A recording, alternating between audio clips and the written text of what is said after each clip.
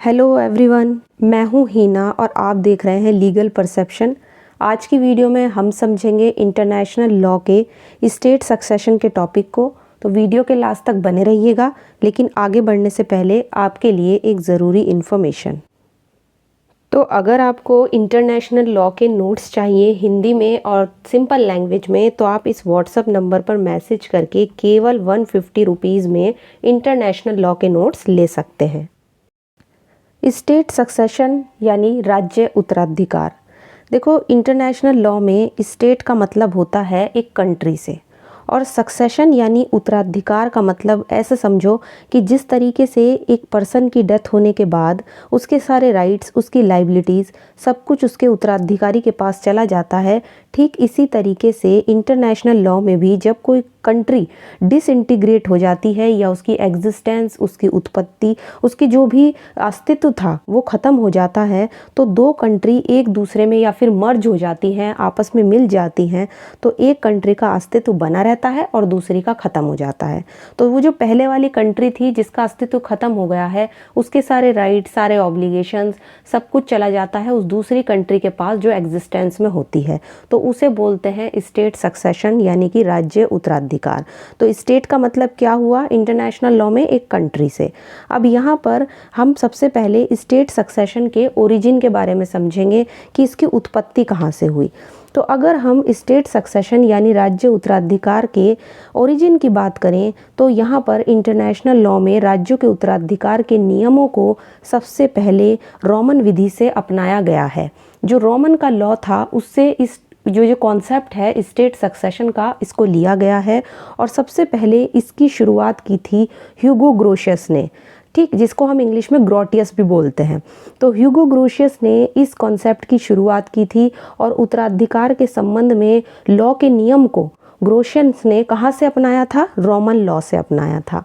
तो ग्रोशियस ने यहाँ से अपनाया। रोमन लॉ के अकॉर्डिंग अगर हम देखें, जब किसी पर्सन की डेथ हो जाती है तो लॉ में उसकी जितने भी ऑब्लिगेशंस, जितने भी राइट्स थे, वो उसके सक्सेसर के पास चले जाते हैं, यानी जो उसका उत्तराधिकारी होता है वो उसके पास वो सारे राइट्स और ऑब्लिगेशन चले जाते हैं। अब यही रूल ग्रोशियस ने राज्य के उत्तराधिकार के बारे में भी अपनाया, यानी इंटरनेशनल लॉ में ग्रोशियस ने बिल्कुल यही सेम रूल अप्लाई किया। हालांकि बाद में कुछ इंटरनेशनल ट्रीटीज़ हुई जिनके द्वारा जो भी सक्सेशन से संबंधित लॉ थे उनके नियमों का धीरे धीरे डेवलपमेंट हुआ।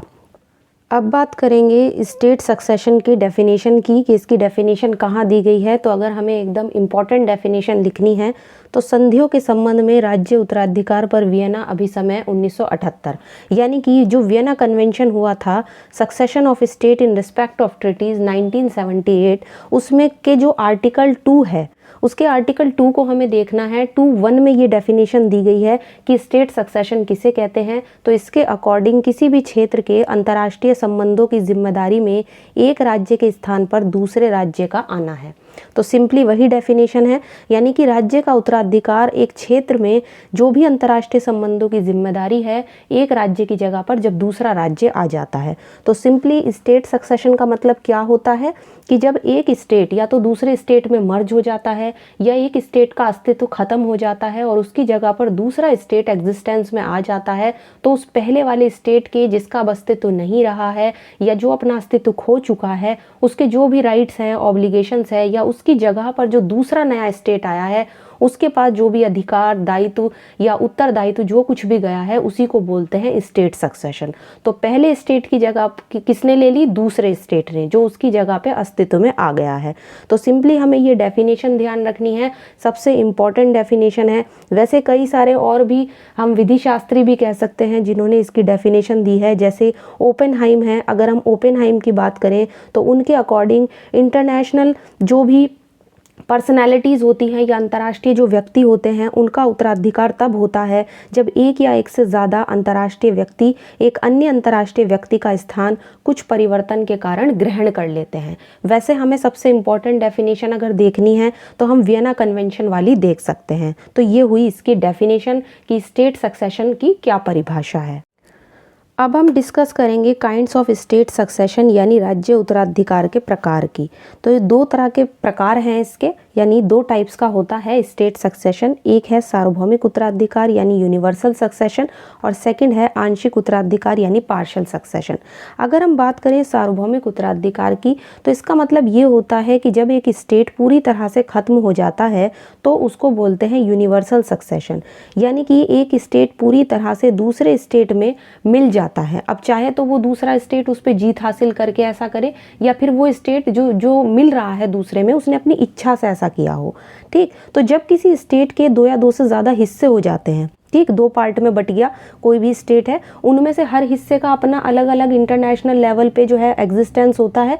तो जब वो इस तरीके से बन जाते हैं, या मान लो कोई पड़ोसी राज्य है उसने उस पर जीत हासिल कर ली, तो क्या होगा, वो कैसा स्टेट सक्सेशन कहलाएगा, सार्वभौमिक सक्सेशन यानी कि यूनिवर्सल सक्सेशन। इसके बाद होता है आंशिक। आंशिक होता है पार्शियल यानी कि आधा। इसमें क्या होता है कि जब कोई स्टेट का कोई हिस्सा या तो रिवोल्ट के द्वारा जीत लिया जाए, या एग्रीमेंट के माध्यम से आपस में अगर दो स्टेट में समझौता हो गया और समझौते से वो अलग हो जाए, तो अगर किसी स्टेट का कोई हिस्सा समझौता करके या विद्रोह के कारण या स्वतंत्रता प्राप्त करके एक अलग इंटरनेशनल लेवल पर अलग हो जाता है, जैसे कि हम इसका एग्जाम्पल ले सकते हैं बांग्लादेश को। तो बांग्लादेश जब पाकिस्तान से अलग हुआ था, बांग्लादेश ने क्या किया, पाकिस्तान के खिलाफ रिवोल्ट किया और रिवोल्ट करके अपनी स्वतंत्रता हासिल की। और जैसे उसने स्वतंत्रता हासिल की, वो एक अलग कंट्री बन गया, उसके बाद वो एक अलग देश बन गया। तो इसको बोलेंगे हम क्या, पार्शियल सक्सेशन यानी आंशिक उत्तराधिकार। तो बांग्लादेश इसका सबसे अच्छा एग्जाम्पल हम ले सकते हैं। तो दो टाइप्स हो गए यहाँ पे, यूनिवर्सल सक्सेशन और हमारा पार्शियल सक्सेशन। अब हम डिस्कस करेंगे इन सारे पॉइंट्स को जो इफ़ेक्ट बताते हैं, या हम इनको परिणाम भी कह सकते हैं स्टेट सक्सेशन के, कि जब एक स्टेट का अस्तित्व खत्म होता है और दूसरा स्टेट उसकी जगह पर ले लेता आ जाता है, या फिर उसको एग्जिस्टेंस में वो आ जाता है, तो फिर उसके क्या परिणाम होंगे। यानी कि जब एक राज्य के, एक स्टेट के राइट्स हों, ऑब्लिगेशंस हों, या जो भी उसके उत्तरदायित्व थे, वो जब दूसरे स्टेट के पास चले जाते हैं, या जब स्टेट सक्सेशन होता है, तो उसके इफ़ेक्ट, उसके परिणाम क्या होते हैं। तो सबसे पहले बात करेंगे राजनीतिक कर्तव्य और अधिकार की, यानी कि पॉलिटिकल ड्यूटीज़ और पॉलिटिकल राइट्स पे क्या फ़र्क पड़ता है।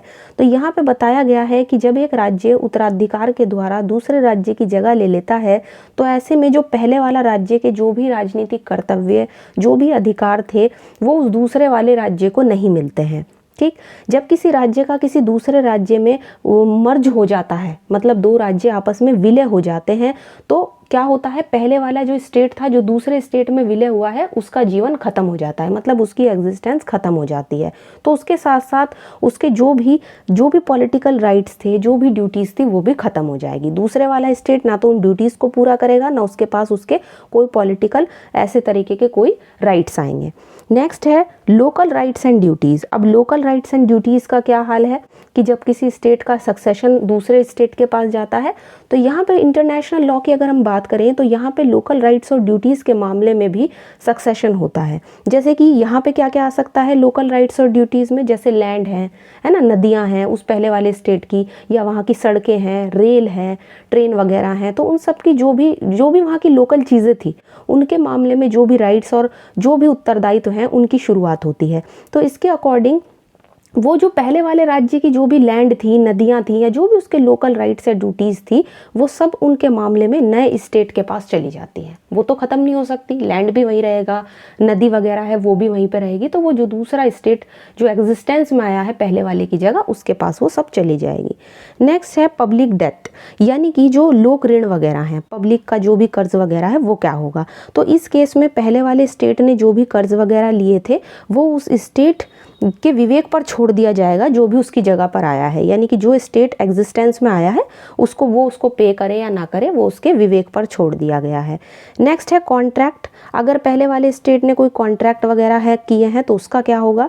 तो इस केस में आप ये कह सकते हो कि इस संबंध में कोई भी इस्टेब्लिश रूल नहीं बनाया गया है, लॉ में इस बारे में ये क्लियर नहीं है कि जो स्टेट पहले वाले स्टेट की जगह पर एग्जिस्टेंस में आया है, वो उन कॉन्ट्रैक्ट को माने या ना माने जो पहले वाले स्टेट ने किए हैं, और ये भी एग्जिस्टिंग स्टेट के विवेक पर छोड़ दिया गया है, उसके डिस्क्रिशन पर छोड़ दिया गया है।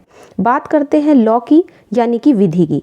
तो जब तक जो हमारा सक्सेशन लेने वाला स्टेट है उन लॉस को बदल ना दे, उनमें अमेंडमेंट ना कर दे, तब तक पहले वाले स्टेट के ही लॉ कंटिन्यू रहेंगे, ये ध्यान रखना है।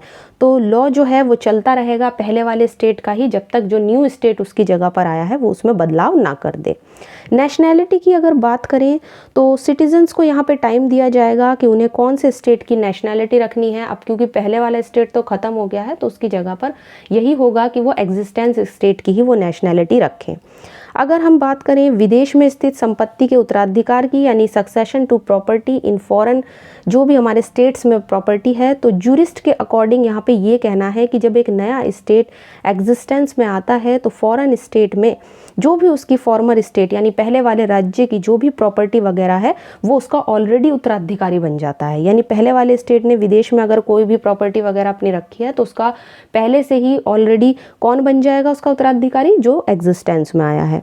अगर संधियों की बात करें कि संधियों के संबंध में क्या होगा, तो अगर हम इसकी बात करें कि भैया संधियां वगैरह कैसे होंगी, तो यहाँ पे हमें ध्यान रखना है कि पहले वाले स्टेट का जैसे ही अस्तित्व खत्म होता है तो उसके साथ साथ उसकी संधियां भी खत्म हो जाती हैं, जो भी ट्रीटीज उसने की थी वो खत्म हो जाएंगी। तो यहाँ पे हमें ध्यान रखना है कि स्टेट सक्सेशन जो है रिलेटिंग टू ट्रीटीज़, ऐसे ही उसके साथ उसकी संधियां वगैरह जो है वो ख़त्म हो जाएंगी।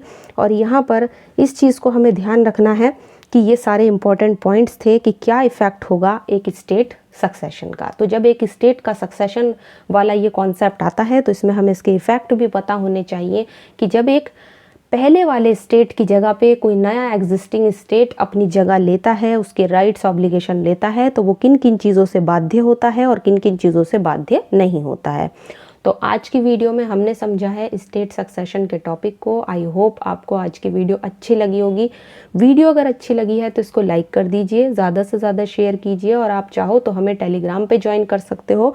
आज की वीडियो में इतना ही, मिलते हैं नेक्स्ट वीडियो में।